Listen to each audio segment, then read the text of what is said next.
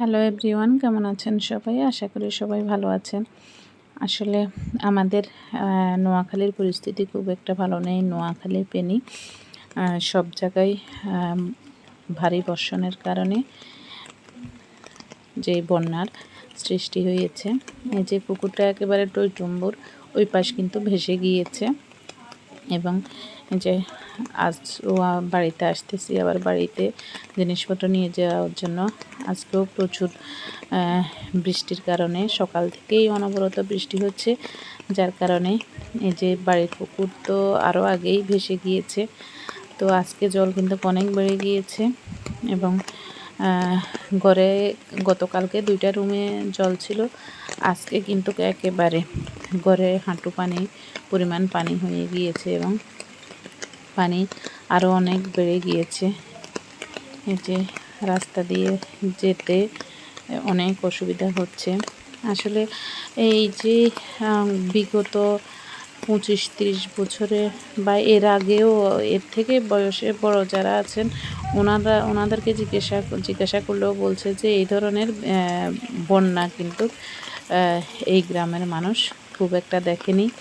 এই জল উঠেছে কিন্তু একেবারে ঘরে এভাবে জল ঢুকে যায়নি।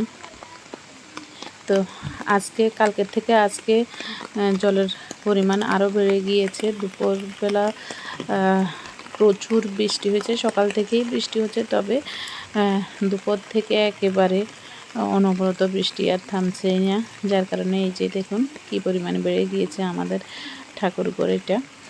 তো ঠাকুরঘরে এখন আর কিছু নেই, সব কিছু কালকে নিয়ে গিয়েছি, তবে আজকে ঘরের অবস্থা খুব খারাপ।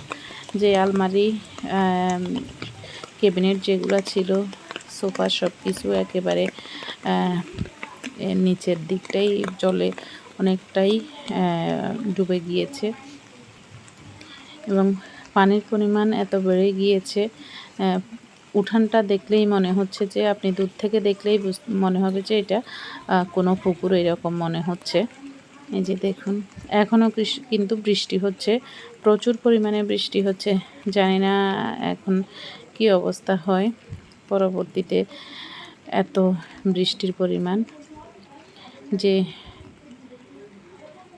কি অবস্থা। এবং বিগত কয়েক যুগেও মানুষ কিন্তু এই ধরনের বৃষ্টিপাত, এই ধরনের বন্যা কিন্তু দেখে নাই। বৃষ্টি হয়েছে কিন্তু আমাদের উঠানটা বাড়িটা একটু নিচু, তারপরও নিচু হলেও এ পর্যন্ত যেই বন্যাগুলো হয়েছে তখন উঠানে একটু পানি জমতো, কিন্তু এভাবে ঘরে পানি কিন্তু উঠে যায়নি।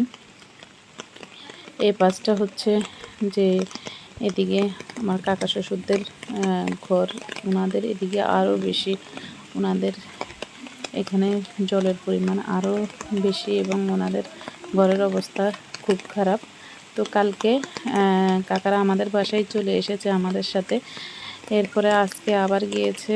তো বাসায় যে ফ্রিজ সব কিছু ছিল সেটা খাটের উপর উঠিয়েছিল, কিন্তু আজকে খাট সমান পানি হয়ে গিয়েছে, যার কারণে ফ্রিজ নিয়ে কোথাও রেখে আসছে, নাকি কাকার দোকানেই রেখে এসেছে মনে হয়, মেবি এরকম। অর্থাৎ নিচে আর কোনো জিনিস রাখা যাচ্ছে না, এবং রাখা না গেলেও কোথায় রাখবে কোনোভাবে।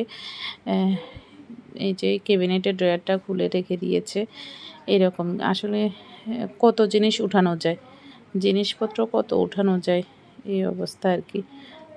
পরিস্থিতি খুবই খারাপ। আসলে ভিডিওতে আপনাদেরকে যাই দেখাচ্ছি, নিজের চোখে না দেখলে সেটা আসলে অনুভব করা যায় না, সে বোঝা যাবে না যে আসলে কী ভয়াবহতার মধ্যে দিয়ে আমরা যে দিন কাটাচ্ছি।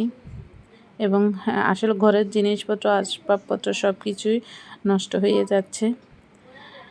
এবং তারপরেও আরও ভয় আছে, সাপের ভয় আছে, এছাড়াও কারেন্টের যে সংযোগগুলো সেগুলোই আমাদের ঘরের তারটার পুরোটাই এলোমেলো হয়ে গিয়েছে, এবং যে মোটর ছিল সেই মোটরটা পুরো ডুবে গিয়েছে, খোলার মতো সেই সময়ও পাওয়া যায়নি, পুরো ডুবে গিয়েছে। তো এখন ঘরে যখন ঢুকছি তখন ভয়ও কাজ করছে যে কখন শর্ট সার্কিট হতে পারে বা এই ধরনের কোনো কিছু।